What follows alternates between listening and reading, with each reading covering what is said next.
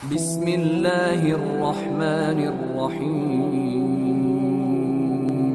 شروع اللہ کا نام لے کر جو بڑا مہربان نہایت رحم والا ہے۔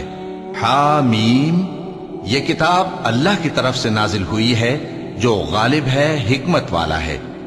ہم نے آسمانوں اور زمین کو اور جو کچھ ان دونوں میں ہے حکمت سے اور ایک وقت مقرر تک کے لیے پیدا کیا ہے، اور کافروں کو جس چیز سے خبردار کیا جاتا ہے اس سے وہ منہ پھیر لیتے ہیں۔ کہو کہ بھلا تم نے ان چیزوں کو دیکھا ہے جن کو تم اللہ کے سوا پکارتے ہو؟ ذرا مجھے بھی تو دکھاؤ کہ انہوں نے زمین میں سے کون سی چیز پیدا کی ہے یا آسمانوں میں ان کی کوئی شرکت ہے؟ اگر سچے ہو تو اس سے پہلے کی کوئی کتاب میرے پاس لاؤ، یا تمہارے پاس علم انبیاء میں سے کچھ ہو تو اسے پیش کرو۔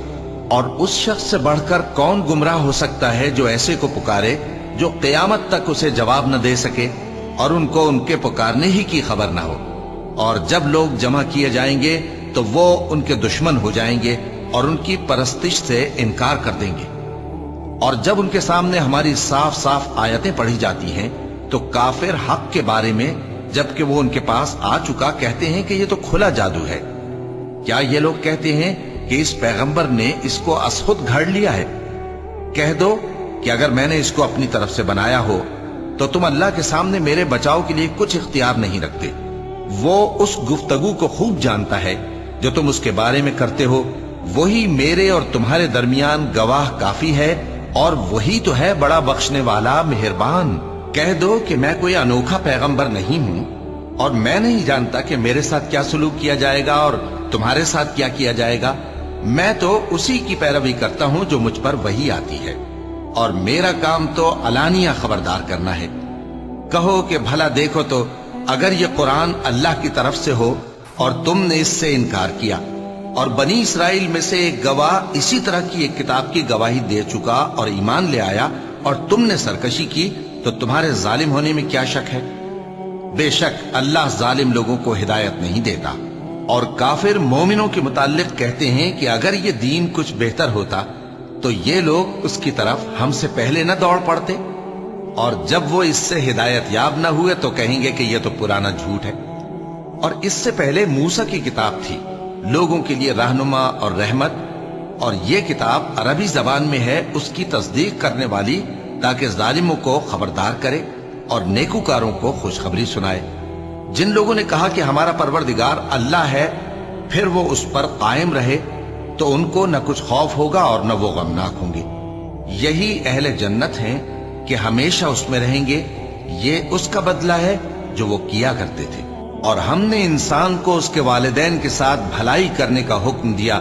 اس کی ماں نے اس کو تکلیف سے پیٹ میں رکھا اور تکلیف ہی سے جنا، اور اس کا پیٹ میں رہنا اور دودھ چھڑانا 2.5 برس میں ہوتا ہے، یہاں تک کہ جب وہ پختہ عمر کو پہنچ جاتا ہے اور 40 برس کا ہو جاتا ہے تو کہتا ہے کہ اے میرے پروردگار، مجھے توفیق دے کہ تو نے جو احسان مجھ پر اور میرے ماں باپ پر کیے ہیں ان کا شکر گزار بنوں، اور یہ کہ نیک عمل کروں جن کو تو پسند کرے، اور میرے لیے میری اولاد کو نیک بنا دے۔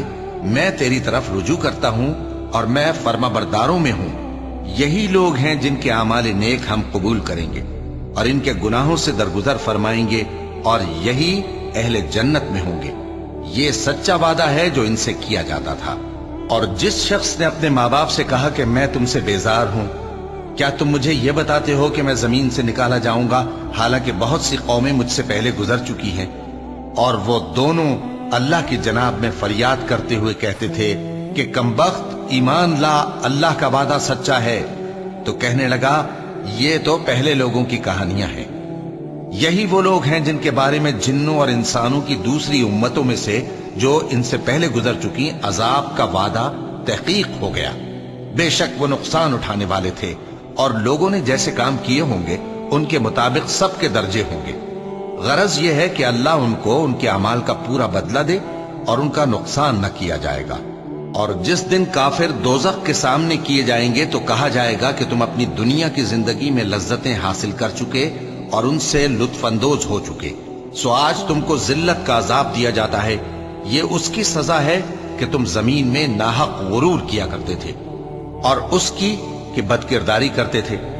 اور قوم عاد کے بھائی ہود کو یاد کرو کہ جب انہوں نے اپنی قوم کو سرزمین احقاف میں خبردار کیا اور ان کے آگے اور پیچھے سے خبردار کرنے والے گزر چکے تھے کہ اللہ کے سوا کسی کی عبادت نہ کرو، مجھے تمہارے بارے میں بڑے دن کے عذاب کا ڈر لگتا ہے۔ کہنے لگے کیا تم ہمارے پاس اس لیے آئے ہو کہ ہم کو ہمارے معبودوں سے پھیر دو؟ اگر سچے ہو تو جس چیز سے ہمیں ڈراتے ہو اسے ہم پر لے آؤ۔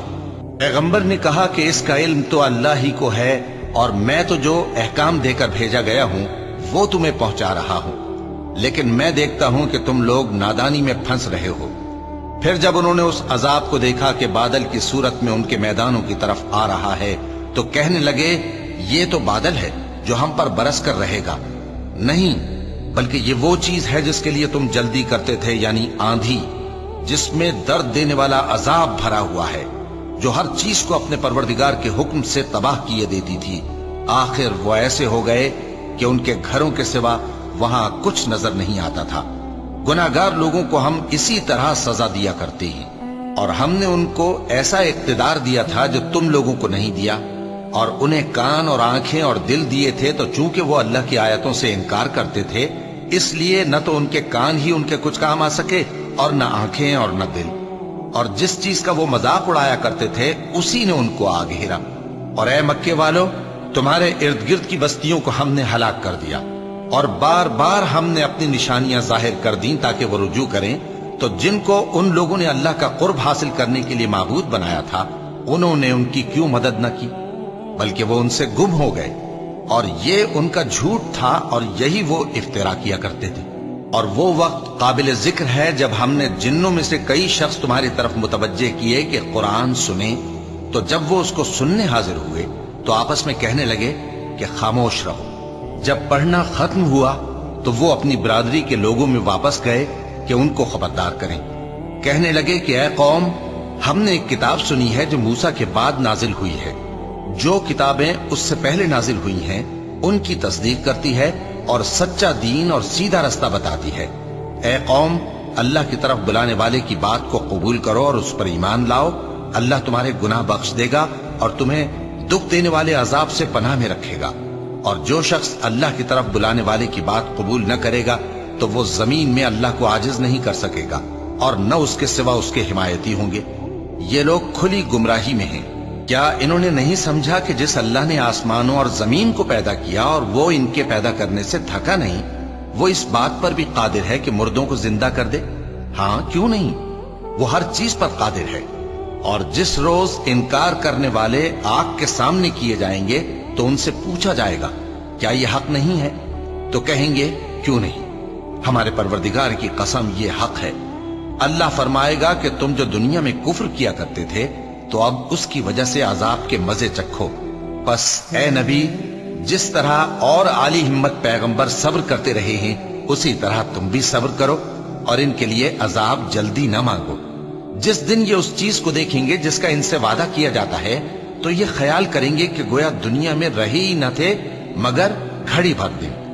یہ قرآن پیغام ہے جو پہنچایا جا چکا، سو اب وہی ہلاک ہوں گے جو نافرمان تھے۔